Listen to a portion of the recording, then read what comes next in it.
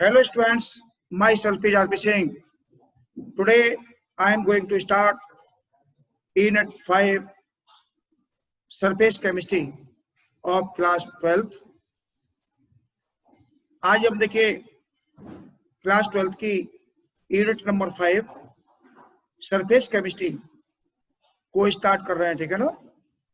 आप हर वीडियो देखते रहिए तो आपको ये पूरा यूनिट कंप्लीट मिल जाएगा।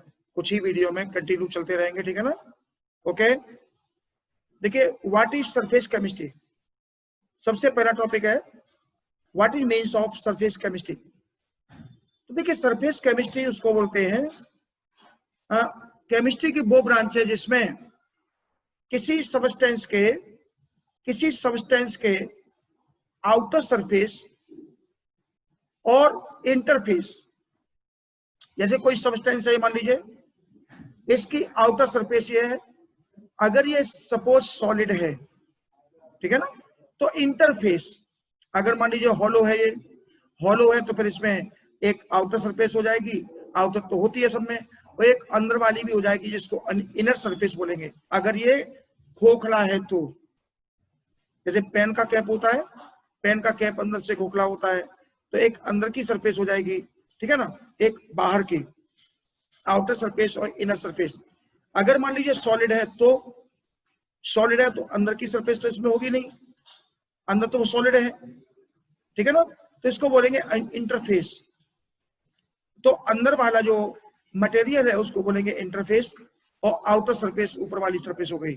तो इस ब्रांच के अंदर, केमिस्ट्री की इस ब्रांच के अंदर हम आउटर सरफेस और इंटरफेस की स्टडी करेंगे, ठीक है ना। तो ध्यान रखिएगा, surface chemistry is the branch of chemistry which deals with the phenomena that occurs on the surface or interface. Surface वो such phenomena includes, ये phenomena कौन कौन से हो सकते हैं। एक देखिए हो सकता है आपका कोरोजन। कोरोजन जानते होंगे क्या होता है, ये आपने 10th की केमिस्ट्री में भी, 10th की साइंस में भी पढ़ा होगा, फर्स्ट लेसन में ही है, केमिकल रिएक्शंस जो वाली यूनिट है उसमें लेसन में। कोरोजन मीन्स होता है जंग लगना, यानी जब आयरन के ऊपर, जब लोहे के ऊपर जब जंग लगती है तो आपने देखा होगा वो जंग कहाँ लगती है, जंग आउटर सरफेस पे लगती है, इंटरफेस पे नहीं। यानी अंदर का जो लोहा होता है वो सेफ होता है, और जब भी जंग लगती है, जब कोरोजन उसका होता है तो ऊपर वाली सरफेस से अंदर की ओर जाता है।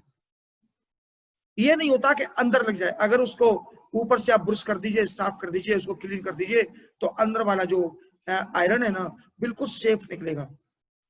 तो ये सरफेस पे ऊपर हो गई, ठीक है ना। और दूसरा है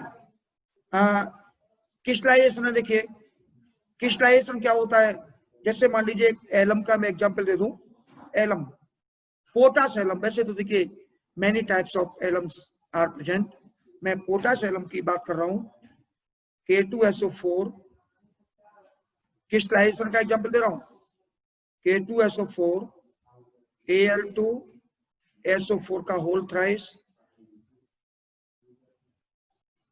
एंड 24H2O। ओके,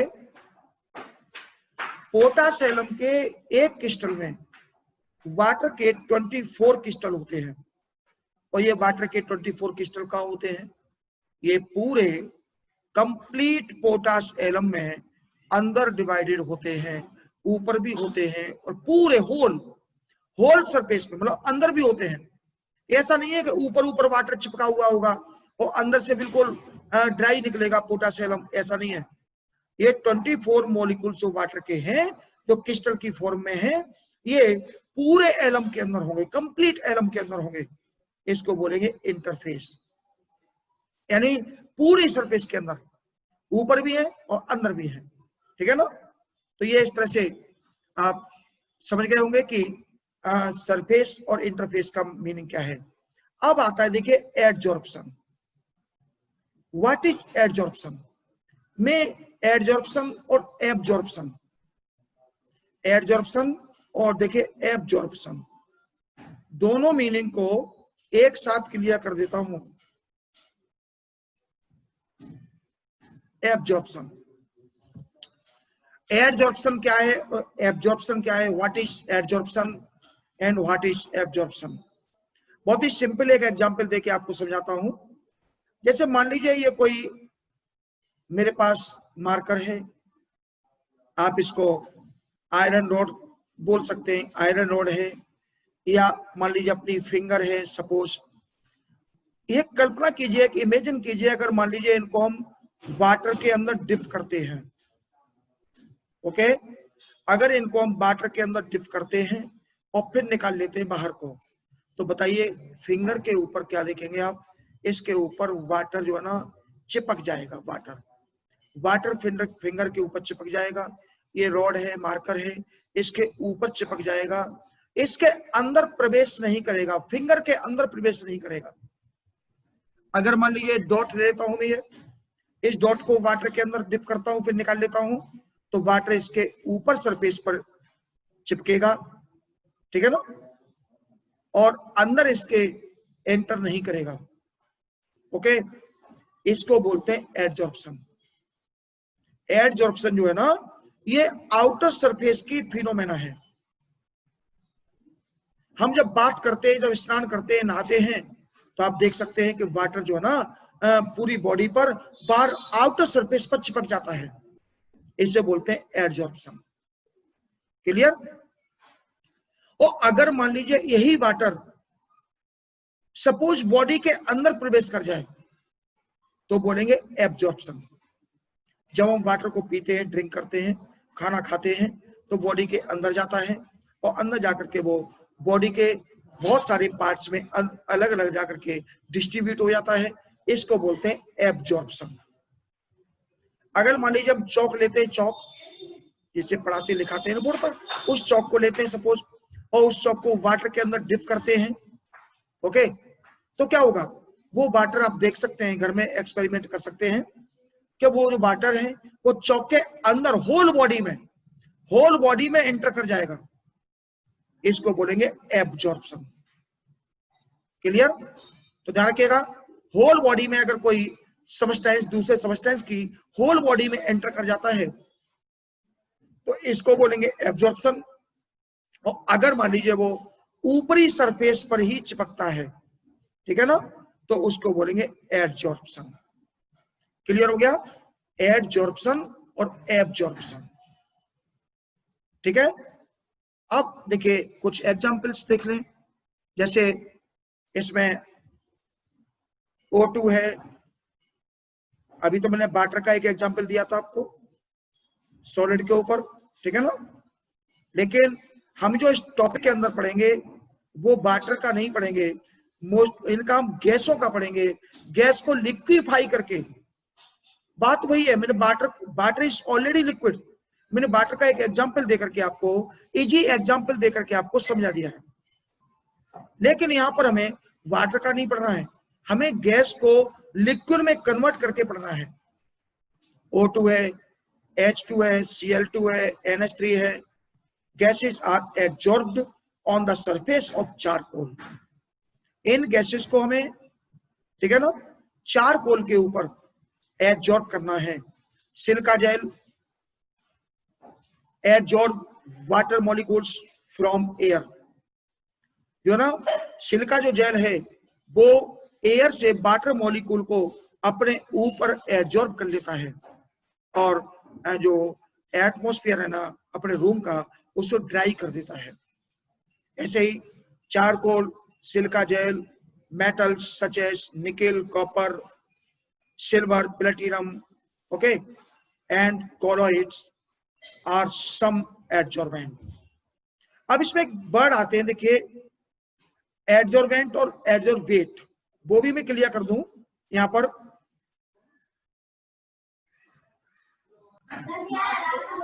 हाँ देखिए, तो ये जो है ना, अब आपको इसमें एक चीज बताते हैं कि दो वर्ड बताते हैं एब्जॉर्प्शन के अंदर।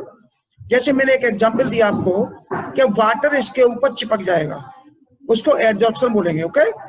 फिंगर को हमने डिप किया, ऑयल के अंदर डिप कर दिया सपोज हमने, तो जो मस्टर्ड ऑयल है ना, वो मस्टर्ड ऑयल ऊपर चिपक जाएगा फिंगर के ऊपर, अंदर नहीं जाएगा, अंदर एंटर नहीं करेगा, इसको हम एडजॉर्प्शन बोलेंगे। अब जो ऊपर जो चिपकने वाला सब्सटेंस है उसे क्या बोलेंगे, और जो ये फिंगर है जिसके ऊपर वो चिपक रहा है उसको क्या बोलेंगे। तो देखिए एक वर्ड है एडजॉर्बेट, एडजॉर्बेट,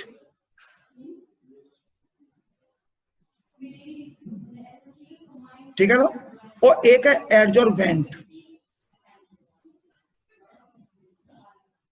एडजॉर्बेंट।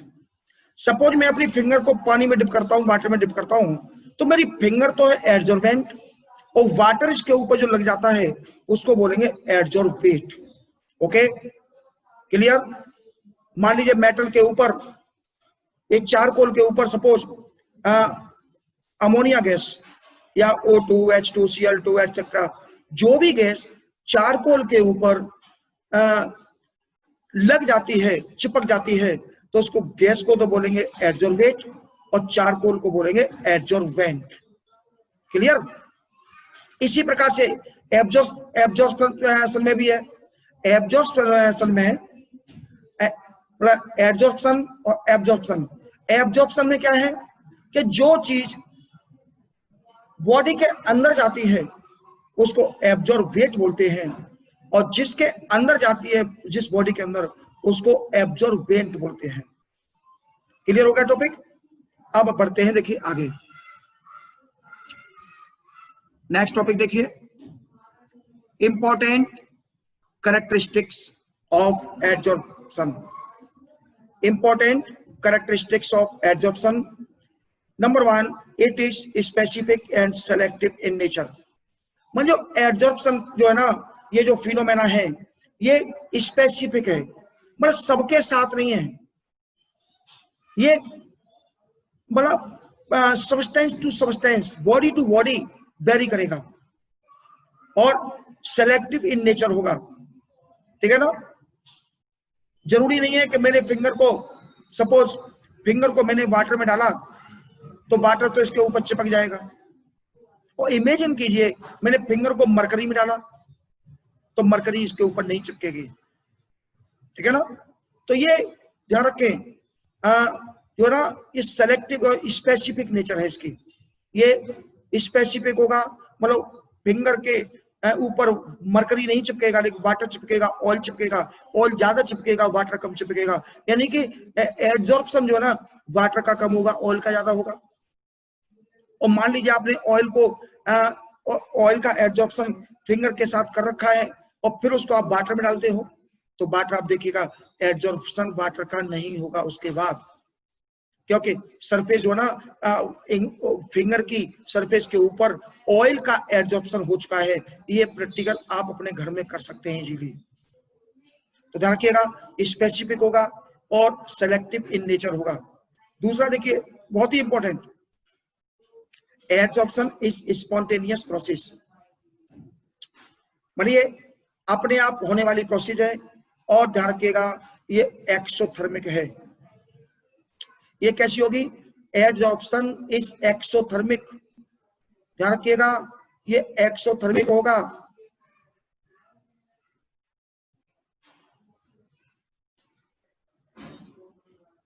एक्सोथर्मिक होगा ये, adsorption is exothermic, so the free energy change in exothermic will be negative. Free energy change delta G is equal to delta H minus T into delta S. Okay, delta H is enthalpy change, T is temperature, और delta S is entropy, change in entropy. Okay, ये thermodynamics जो unit है उसमें से दिया गया इस formula को। Delta G, G is free energy, H is enthalpy, T is temperature, S is entropy. ये थर्मोडायनामिक्स वाली यूनिट में आप पढ़ेंगे या पढ़ रखा होगा आपने, देखिए। तो इसमें delta G is free energy change, delta H is enthalpy change, और delta S is entropy change.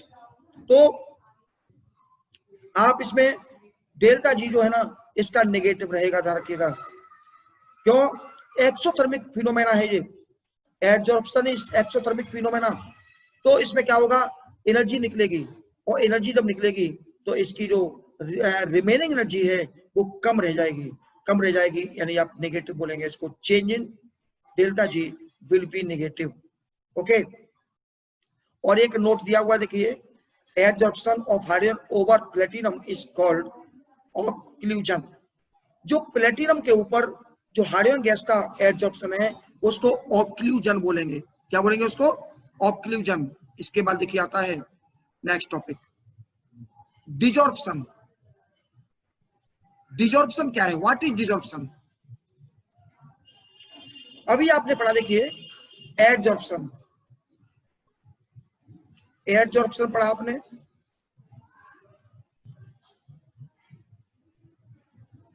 और डिजॉर्प्शन। डिजॉर्प्शन ध्यान रखिएगा, desorption is opposite of adsorption, ठीक है ना। जब किसी बॉडी को आप हीट करोगे, ध्यान रखिएगा, हीट करोगे तो डिजॉर्प्शन होगा, और जब उसको कोल्ड करोगे तो एडजॉर्प्शन होगा। ये दोनों फिनोमेना जो है ना एक दूसरे के एंटी हैं, अपोजिट हैं।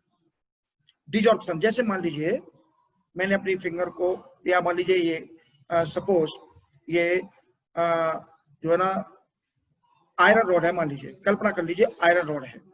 आयरन रॉड को अपने वाटर में डिप किया तो इसके ऊपर वाटर चिपक जाएगा बहुत सारा, ये हो गया एडजॉर्प्शन। और अगर इस आयरन रॉड को आप सपोज हीट कर देते हो, हीट करते हो तो वो वाटर जो है ना धीमे धीमे करके जो एडजॉर्ब हुआ था इसके ऊपर, वो धीमे धीमे करके जो है ना क्या होगा, इसके ऊपर से गायब हो जाएगा। तो इसको बोलेंगे डिजॉर्प्शन।